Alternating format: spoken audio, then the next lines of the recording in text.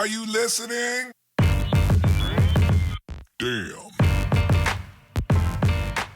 And a big welcome back to the Endurance Hour podcast, episode 365. So if you were listening to these back to back, you'd have a year's worth of episodes, which I don't recommend you doing. It just take too long. Anyways, back alongside Kona coach Wendy Mader, I'm Dave Erickson. So glad to have you with us on this episode.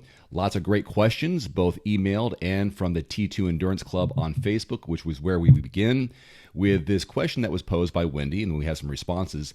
Does the hotter weather change where and when you run?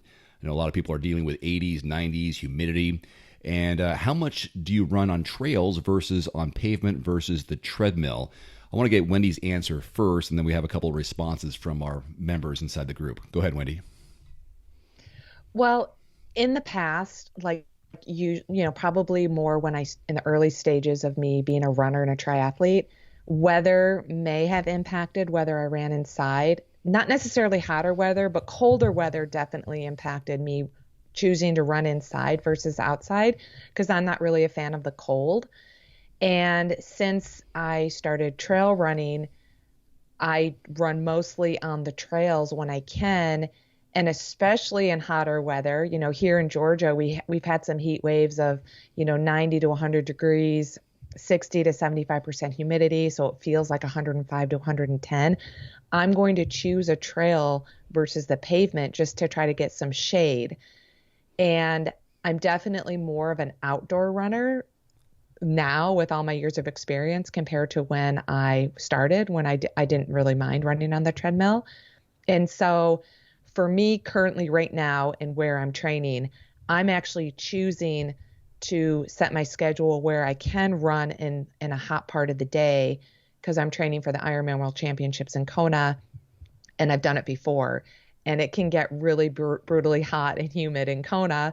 And now that I'm living in Georgia, I can experience hot, brutally humid conditions. And so once or twice a week, I am choosing purposefully to run outside in the heat. And other times I run indoors on the treadmill just when I'm going for an easy 2 or 3 mile recovery run. Sometimes I choose to do that on the treadmill just so I can be entertained by the television. It has nothing to do with weather. On a late E drive, there's a few sections, obviously, where there are some trees kind of over the roadway. But other than that, there's no protection from the weather or elements on Hawaii. There isn't. And, I've done it 10 times, and I've only had really 1 or 2 times where the heat really got to me. And it was probably my last time I was there. I think that was in 2017 was the last time I was there. And the heat got to me where I remember feeling like, oh my gosh, I remember saying to myself, this is the first time running in Kona that the heat is really negatively impacting my mental and physical performance right now. Come on, Wendy, you usually enjoyed this. And I had to do a lot of self-talk to get myself to get back to the ways I've always been, where I thrive on heat and I want to overcome the heat. And I want to be the best mentally and physically running in the heat, because most people aren't. But that day, it was just, I don't know if the humidity was exceptionally high and just no wind. And yeah, it can get brutal. Here's this response from Jay from inside the T2 Endurance Club when does the hotter weather change where you run? He goes, I do, and today was a perfect example. Run where there is as much shade as possible when it's super hot. Today, the ambient temperature during my run was in the upper 90s and the heat index was in the low 100s. Low 100s? Is it can get higher than 100? I basked in every shady section of my route, did a 7-mile run and emptied my 2-liter Camelback, took a salt stick, around mile 3.5. That said, it was manageable, but a wee bit brutal. My goodness. Can you relate to those numbers, Wendy? Yes, because Jay lives in Georgia. He's probably an hour or so north of where I live, and totally relatable. And 2 liters of fluid in a 7-mile run, that's a lot of fluid for 7 miles. I'm going to say the 7 miles is probably most people are going to do between, somewhere between an hour and an hour and a half, depending on your speed. And that's definitely a lot of fluid, but I totally understand where he's coming from, because I've experienced that same heat where it gets to the point where it's dangerous. I don't know if I talked about this on the podcast last week or the week before, but I intentionally did a 5 mile run on the track in the open. It was basically an open road, no shade, and that was my intention. And my goal was about 5 miles. And when I got there, I started feeling goosebumps, and that's when I knew I was on the verge of not maybe heat exhaustion. That's a sign of heat exhaustion, not heat stroke. But I'm definitely in tune with my body, and I know how far I can push it and when I need to be done. And the reason I chose the track is because I could bail at any time. My car was right around the corner, parked in the parking lot. So it was one of those things that I just wanted to test how far I can make it at a certain intensity. And my threshold was about 5 miles at the intensity I was. And I'm like, I'm done. I need to cool off right now before I get sick. Yeah, I find if I have enough hydration, stashed around my route, that I will purposefully go out at the hottest time of the day. And this is the sick triathlete in my head, where I want to suffer. I want to see how long I can suffer in these elements, because it builds my confidence. If I know I can deal with 90 plus degrees, it's super hot, my body is trying to adapt, that when it comes time to a race, I can, go back in my mind going, okay, I've done this before. It's, I've done it. I can do it again, or I dealt with it, or I just need a little more hydration and I'll be able to get through this section. So, and I've raced in some pretty hot temperatures in the past, and just that experience says you can do it. So I go out. It's like I've done a bike ride outside when it's hot, and my wife will say, "This is the hottest time of the day." I go, "Exactly. I want to suffer. I want to feel. I want to push. I want to test myself." But with hydration in the right spots, it's easier. And this is something I got to remind myself of next time. The last 2 bike rides I went out, it was in high 80s and low 90s. And I got 2 bottles on my bike. Both have the powder of the liquid IV. So it gives it some flavor and it's supposed to help penetrate you, eat better when you drink this stuff. And I go, I wish I would have had 1 bottle of pure water so I can spray it in my face. Because, I get sweat in the eyes, which I've been having a problem lately. I go, no, I can't do that because I get all this sticky, strawberry flavor water in my eye. That's not a good idea. Although I don't think it'll be bad, but it's not going to be good. So just a reminder for myself and maybe for someone else, if you have fluid, nutrition / maybe in your water bottles, keep one strictly water. That way you can splash it on you and not have issues. One more question, since we're on the idea or feeling of discomfort. This is another question that Wendy posted inside the T2 Endurance Club on Facebook. What are your thoughts about developing mental skills when you feel discomfort? Wendy, what's your answer? Well, I think for me, the way to develop mental strength or mental skills is to do hard things. And doing hard things means doing something that challenges you. It doesn't mean that you may achieve it, but setting a kind of a realistic and attainable goal that's challenging, whether you achieve it or not. For someone like me, if I don't achieve it the first time, I'm going to keep tackling it because that makes me mentally confident. And, there's definitely more to performance racing than just doing your sport, whether it's single sport or multi-sport, is developing, solid nutritional habits as well as mental skills to overcome any, issue, especially something that you can't control. Developing these mental skills will help you overcome it. Things that you can't control could be some sort of mechanical, or you trip over something. I've heard stories of people running or biking and an animal like a dog might run in their way and they might fall. And if you have some good mental skills built up in your toolbox, your mental toolbox, you're going to be able to have, stick to that positive attitude and kind of overcome those things. And I just read the book by Steve Magnus, Do Hard Things, and he kind of talks about all of this. Just exactly what I said. Some of the concepts he talks about is doing hard things to develop the mental state of mind when it comes to performance. Yeah, there's a little quote that I have on my wall in my workout room. It says, if it doesn't challenge you, it doesn't change you. And it's about being uncomfortable. It's about putting yourself in situations where you haven't been before. That way, when you do challenge yourself, you will get better as a result. Yeah, and for me back in the day, it was as simple as running hills and riding hills. Like I used to avoid them. I lived in Colorado. If I went east, I could ride flatter. If I went west, I could ride hillier. If I went in the mountains, I could ride really long and hilly. And so for me, it started back in the day. I started triathlon in the early 90s where running was really a weak link for me back then. And I just started doing challenging things like running and riding hills to overcome that hurdle that was physical, but it was mental as well. And I find myself when I'm challenged by something mentally, and it could just be, getting up in the morning and going to do a hard workout, just as simple as that.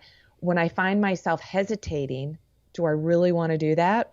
Well, that drives me to say, yes, I have to go do that because there's a mental barrier right now in the fact that I said I might not want to do that. So I have to go do it just to overcome that. And that's how I develop mental strength.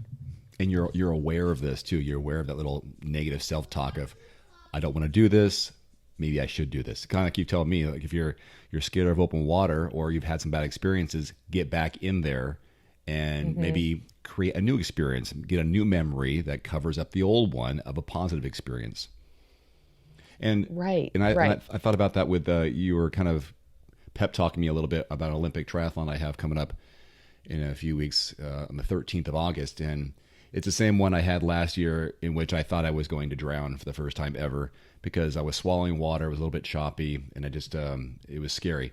And it's coming up again on the 13th of August. And I'm thinking about doing this a lot again.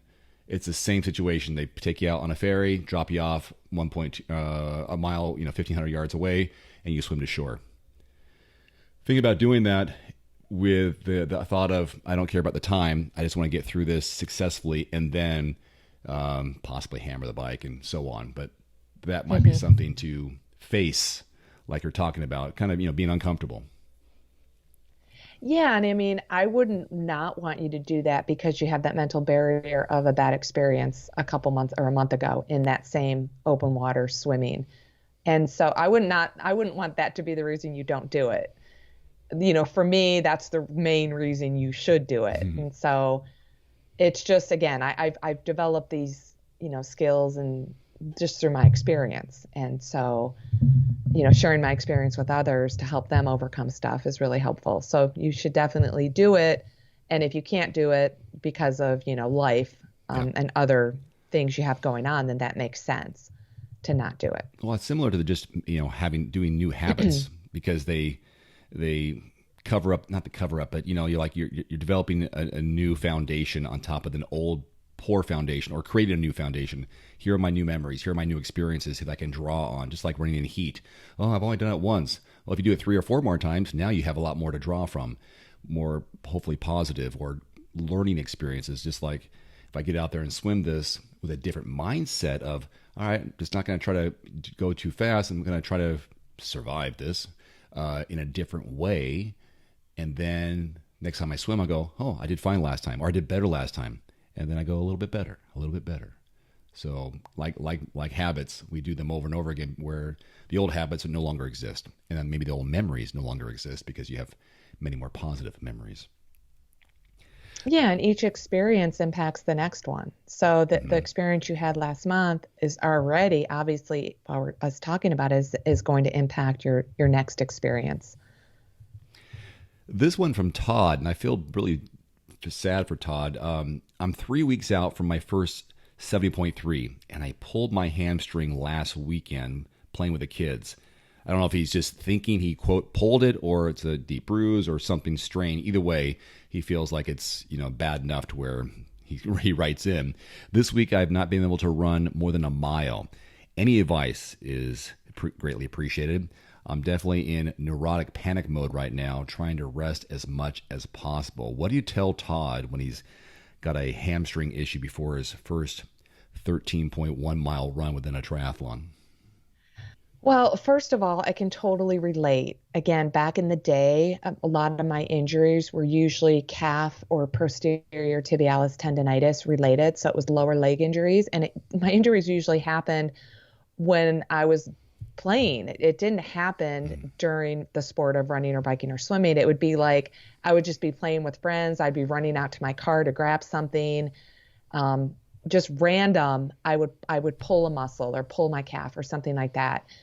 And so I think the first thing I would say is, something I didn't do back in the day was get a diagnosis. This is back, 20, 25, 30 years ago, where I was young. I really didn't understand physical therapy or chiropractic or anything like that. I didn't have the funds either. I was a college student. So I think the first and foremost is you definitely, invest in time and money and go get a professional opinion about what happened. Because a lot of times, because, everything in your body is connected, you're feeling a pulled or tight hamstring. And again, maybe it's not pulled, maybe it's just tight. And with some sort of physical therapy, chiropractic, massage, all of those therapists do so many different protocols to heal or really to diagnose and to heal. You might just need one treatment of something and then you're all better. So definitely knowing exactly what's going on, I think is going to give you peace of mind, and it helps you assess what you can and cannot be doing. Maybe for the next, couple weeks, you're just doing some aqua jogging just to maintain that running form and feel of that running motion, as well as, maybe bump up your cycling if your hamstring doesn't hurt, as well as maybe cycling is still impacting your hamstring. Maybe you don't feel it on the bike, but maybe it's definitely not allowing it to fully heal. So, again, I don't know what's going on. You can't really self-diagnose yourself. I just think it's really important to go to a professional and see exactly what's going on. Maintain a positive attitude. Whether it's something that's simple to fix or not, rest is obviously best. If you're having some pain, you definitely want to rest it, ice it, maybe take some ibuprofen. It's been a while since I've had a hamstring issue, and mine actually was during Taekwondo, and that was really frustrating. I remember that. It was the first 6 months of doing that, and I just didn't know my body, didn't know how inflexible I really was, and it was a big issue for running. I don't remember it being a problem for cycling, but I do remember it being a problem for running quite a bit. And of course, the medical advice was stay off and let it rest, which was not really an option. And I limped through that season. So, Todd, if anything, I know it's your first, you could just swim and bike and walk the first, depends on if it's a loop or out and back kind of thing, and then just assess at that point to see how it's going. You already signed up for it. You're probably can't get a refund most likely. Go and do it and get that first 2 experiences and then just play it by ear. And then you'll have swim and bike experience. Right. And also, I've done a lot of Ironmans having injuries, 8 weeks out. I know it's a little bit longer time frame where I have rested it and not run. Mm-hmm. And come race day, I'm able to run and I'm able to get through it. So you do have time to rest it, maybe get as much healing as you can with a little bit of therapy. Like I said, there's so many different therapy protocols out there. There's cupping, trigger point, dry needling, acupuncture, something like that could be, 1 or 2, 3 sessions, and then you're good to go. And then make sure you follow a recovery protocol after your race and, kind of assess why you got it. Did you do a super hard workout the day that you hurt it playing with your kids? Or maybe you did a super hard workout the day before. So kind of, looking back at what may have caused it to pull or whatever happened. Yeah. This question from Catherine. I love this because we've all been there or we're going to be there. I've been following your Couch to Olympic distance training plan on Training Peaks in preparation for her first triathlon in September. I have a few questions on what to expect for the race morning. Her race starts at 8 a.m. It's open water. These are a couple bullet point questions. What time should I arrive? I don't normally eat before an early morning workout, and know I should on race, and I know I'm going to race in the morning. What do you recommend in terms of food? And obviously not familiar with the transition areas. Any tips on how to set up transition area? Other tips are appreciated. So let's begin Race starts at 8 for an Olympic. What time should she arrive? It's a great question and it sounds like she's has some time to plan. So I like to arrive too early, 2 hours early, at least 90 minutes at the latest. I tend to get a little anxiety if I'm not parking my car 90 minutes before the start of my race, because sometimes parking your car involves a little bit of a walk, half mile or a mile walk to the transition area. Sometimes you arrive to the venue and there's a long line of cars. This has happened to me a lot at the Boulder Reservoir when I lived in Colorado. And then all of a sudden that 90 minutes turns into 60 minutes when you're parking your car and you only have 60 minutes, which is plenty of time, but it could cause a little panic or anxiety, or maybe not. It's your first one, so you don't know what panic and anxiety feels like yet. So I would say at least arrive 90 minutes up to 2 hours beforehand. That gives you plenty of time to park, get to transition, rack your bike, set up your bike gear, set up your run gear, go to the bathroom, because a lot of times those porta-john lines can be very long, and a lot of times you might have to go to the bathroom 2 or 3 times. So you have plenty of time to do that. If it's an open water swim, maybe you're going to be swimming in your wetsuit. So that also gives you plenty of time to put your wetsuit on. And if the venue allows an open water swim warm up before the start of your event. So there's a lot of things that you can keep yourself busy within that 90 minutes to 2 hours. So as far as like breakfast goes, definitely with the higher anxiety level, you're going to be expending more calories. So you definitely should eat breakfast, and you should practice eating breakfast before your workouts, so you know how your digestive system is going to work. So if you're going to be planning on getting to the venue 90 minutes to 2 hours ahead of time, that means you're going to be waking up probably about 3 hours before the start of your race. If the race starts at 7, you're going to be awake at about 5 o'clock. And so that allows yourself time to drink water, coffee, whatever you do, as well as eat a breakfast. The traditional breakfasts that most people eat are going to be like maybe oatmeal, peanut butter, or oatmeal and some fruit, maybe with an egg in it to get some higher protein content. I'm a traditional bagel or some sort of bread product with peanut butter and banana with my coffee. That's something I do on a mostly regular basis, so I know that's going to work for me race day. And then as far as like the transition setup, I've actually done a video that you should go check out. It's called Triathlon Then and Now. And I talk about how my transitions used to look like 30 years ago and how they look now and all the gear.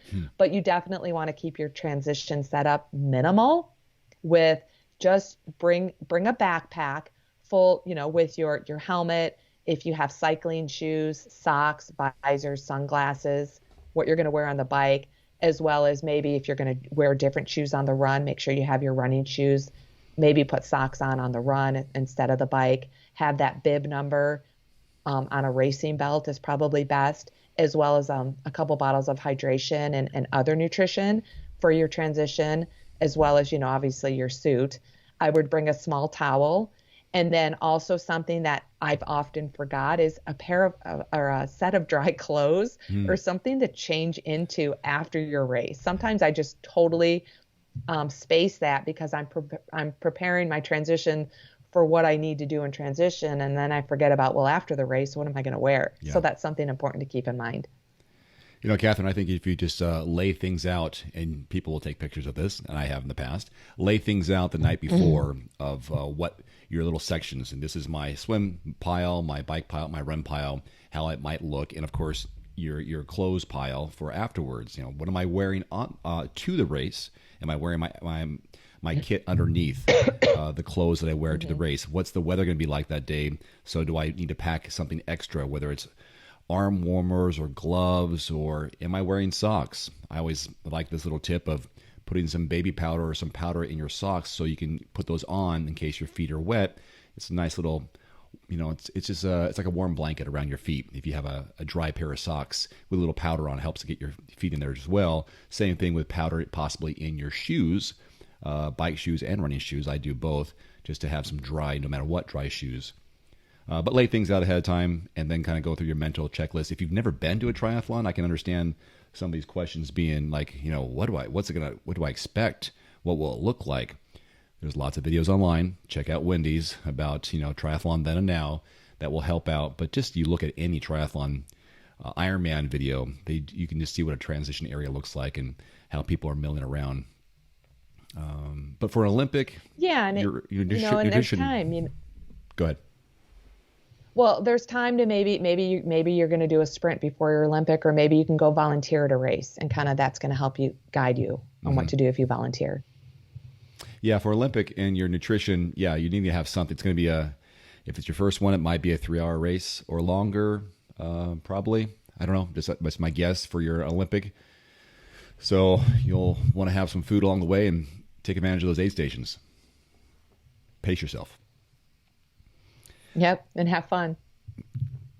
This question is from Tom, and he's purchased some programs from us, our Couch to Half Iron, and also this information about his first sprint. Looks like it. He had a sprint triathlon, and he says here, utilize the first 10 miles of the bike as an FTP test. So he's doing the first 10 miles of a sprint. So that's almost all the bike distance.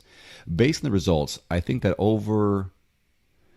I overrode the beginning of my half Ironman bike the month before over 85% of my FTP. Next time, I'm going to target about 75% of my FTP next half Ironman. Is that correct? We'll answer that one first, and then we'll move on. Wendy? So yes, congratulations, Tom. We've talked about him on the podcast before. He did a half Ironman following our Couch 2 program. He struggled a little bit with nutrition, and he had followed up with me and told me that could have been because of his pacing on the bike. And I think, let's talk about what a functional threshold power test is. It's a test to determine your power training zones, usually zones 1 through 5, recovery, endurance, tempo, threshold, and speed zones. And so I think a sprint distance or an Olympic distance triathlon could serve anyone well as a functional threshold power test. Your functional threshold power is usually the average power it takes you to do a 1 hour effort. And if you do like a sprint race, that's usually going to be maybe a 30 to 45 minute effort. And then you can kind of take, generally maybe 95% of that. Or if you think you could hold that for an hour, then that's your functional threshold power. That's your zone 4. That's usually what I like to target in a sprint and Olympic race. When it comes to a half Ironman, I generally recommend that 80 to 85% range, the lower end for a less experienced athlete and the higher end for a more experienced athlete. So if you're going to target 75%, I think that might be a little low. And at the same time, I think if that's what you're going to target and that's your execution plan, I think it's a good one to see how your nutrition goes, to see how your pacing goes, and to set you up for a better run, doing a little bit lower effort on the bike. And also you're going into your next half Ironman at a new fitness level. So you've already done one, you have all this experience and all this knowledge from a pacing and nutrition perspective. Your training is at a new level now than it was as a lead up to your first half Ironman. So you want to take all those into consideration as you're thinking about how to pace the bike. Maybe instead of 75%, maybe you're going to go a little bit higher, maybe 78 to 80%. I think it would be a better range for you because you have a little more experience now than you did after the first one. His follow-up question is, should I be focusing more on normalized power or average power early on the bike? I think I always go for normalized power because that takes into consideration the varying terrain. So it could be your normalized power on a very hilly terrain can be a lot higher than your average power just due to the grade of the hills and how hard you're pushing the hills. So I think normalized power is what to look at instead of average power. Yeah, and I pulled up just for clarification here. When you look at the difference between normalized power and average power, to put it simply, average power is the reflection of what you actually did during the ride, including your coasting. So that's the overall average. If normalized power approximates what you could have done at the same level of effort had you ridden at a perfectly steady pace. So that's the difference between normalized versus the average power of the overall ride. And I remember from my and last... Go ahead. If you're going to race like a super flat course and you're like hammering a super flat course, your normalized power could be your average power. They're pretty close. Yeah, exactly. And I was looking at my numbers from the Coeur d'Alene half Ironman that I did a little while ago, and my average power was 193 in the watts, but my normalized power was 214. And that's because of the coasting. There was a lot of hills in this course, so a lot of coasting downhill where I wasn't pedaling or pushing as much. But overall, it was 214, and I know now that that's probably a little too much for me. So if I do that course again, I would even throttle back even more, so I wouldn't have the higher power average normalized power to save myself for the legs, even though I did a pretty decent job on accomplishing that. Anyhow, that's my example of when I did this race. 193 was the average, while 214 was the normalized. Big difference. Did he have one more question here? I think he had one more follow-up. Did he? He also wanted to say that he really liked the recent podcast discussion on picking an Ironman race, because he's grappling between Lake Placid and Maryland next year, because they're pretty close to drive to. And this year's plan is 2 halves to gain experience and knowledge before next year. Thoughts? I think it's great that he's doing halves to get experience and knowledge before his first full, because I think those athletes, at least from my experience, the ones I've coached and the ones that I just known who do their first triathlon as an Ironman, it's a huger, bigger learning curve than if you have some shorter distance races leading up to your first full. And so kudos to him for kind of planning this out.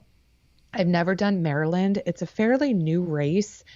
I hear logistically it's a little bit harder to get to as far as travel, but if you live on the East Coast, then it's not for you. I'm thinking people who live on the West Coast.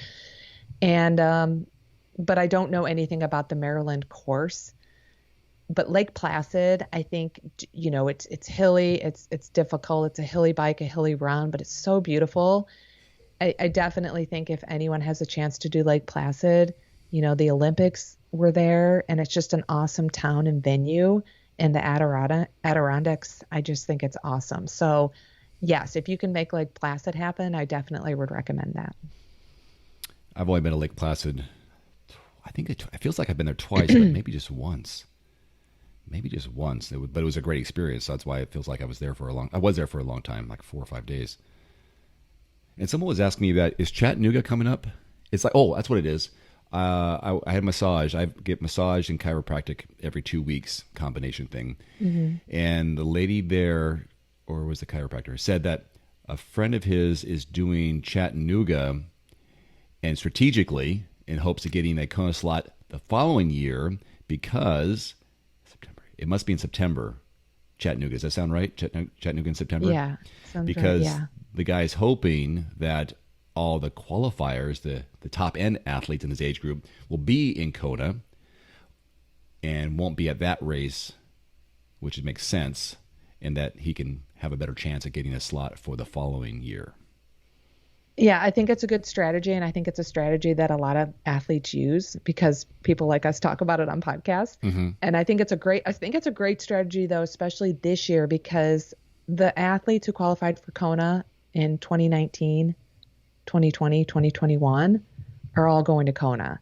And so that's a lot of athletes this year that will be in Kona in October, the beginning of October, and they won't be doing fall Ironmans. Mm-hmm. And so I think it's a good strategy this year, definitely. Good questions and good topics for episode 365. By the way, before the podcast started, I included a few new members to the T2 Endurance Club on Facebook and added 2 new members. So our total membership in our private group on Facebook is 704, and we're keeping it low because we want this to be a somewhat intimate group of multi-sport athletes who are looking to learn more about swim, bike, and run, endurance, strength, nutrition, and so on. and you have to answer a few questions. If you don't answer those questions, then you will just be pending until you do. But a few new members in T2 Endurance Club on Facebook. Wendy, what a great way to cap off the week. What are you doing this weekend to finish out your week? Well, I'm doing the first of I think it's an 8-race series of the Dirty Spokes trail running. It's an 8.7 mile trail run. It's pretty local to me. It's about a 40-minute drive at Red Top Mountain State Park, which is absolutely one of my favorite places to be because they have great trail running as well as open water swimming. And I did this race last year, and there's a 5K and also the 8.75 mile run. And when I was kind of near the finish line, I thought I was following the right directions by the volunteer to make a right. I thought they said if you're doing the 5K, you go straight. If you're not doing the 5K, you go right. So, of course, I turned right. And then all of a sudden, I'm at the finish line. And I'm like, wait, I'm doing the long course. I'm not supposed to be finishing. So, it's pretty typical. The race directors, we're kind of buddies. They know me. They just laughed at me because I've gotten misdirected before, and it's totally my fault. So then I had to get back on track and finish the long course. So kind of this is a little bit of a redemption race for me. I want to do it right this year. I'm sure they know who you are. When they should be able to say, "Oh, here comes Wendy. Wendy, go left. Wendy, go left." And don't talk to anybody else. Stay left. Stay left. And I've spent the last couple weekends I've spent up there training again. I hadn't been up there in a few months, so I'm like, I got to go reacquaint myself with those trail runs up at Red Top Mountain State Park so I can run the race and do it right. So I'm kind of looking forward to it. My husband's doing the 5K. You can be so, it's in the moment, and these trail runs or mountain bike races where it's like you're just focusing on running. The next thing you know, it's like, where was that? Was that a marker? Is that a flag to the left? Yeah. Is that a flag to the right? What is that? Is that red or blue? What did I just pass? A couple years ago, I did this 24-hour mountain bike race with a team, I think twice. And the second time I did it, they changed the course a little bit. And I forget why they did. But there's some familiarity with it. Like, oh, I know this area. And like, this is new this year. I'm not comfortable. I don't know where this goes. And then you get back on course. And it's a little frustrating because you're so focused on maybe not following the scenery, the people around you, just getting your steps correct. And then you see a flag, which is that hopefully it's pointing in the right direction. Someone hasn't knocked it over. And that could be a problem too. Yeah. The markings, whether they're flags or chalk or whatever, can wash away from storms. Mm-hmm. Someone could, that everything could be set up the night before, and then someone could come by in the morning who doesn't like trail, bike, or running events, and they could take all the flagging down. And so, I get it. I was a race director. It's everyone's responsibility to know the course and stuff. But when it comes to trails, it's definitely helpful to have the correct markings and, barriers in case, you have the choice to go left or right. Having a barrier, which Dirty Spokes Productions is great at, having these barriers to say, don't go this way. Mm-hmm. And of course, I'm like, well, I want to go that way, but it's telling me not to. Mm-hmm, mm-hmm. So they're just a lot of fun. Yeah. It's a great company. Well, looking forward to hearing your recap of how that went this year, if you were on course or not. That'll be next week. Thank you. For Coach Wendy Mader, I'm Dave Erickson. Thanks so much for listening and for following us on social media. We'll see you next week. Have a great week of training, racing, or recovery. Adios. Adios.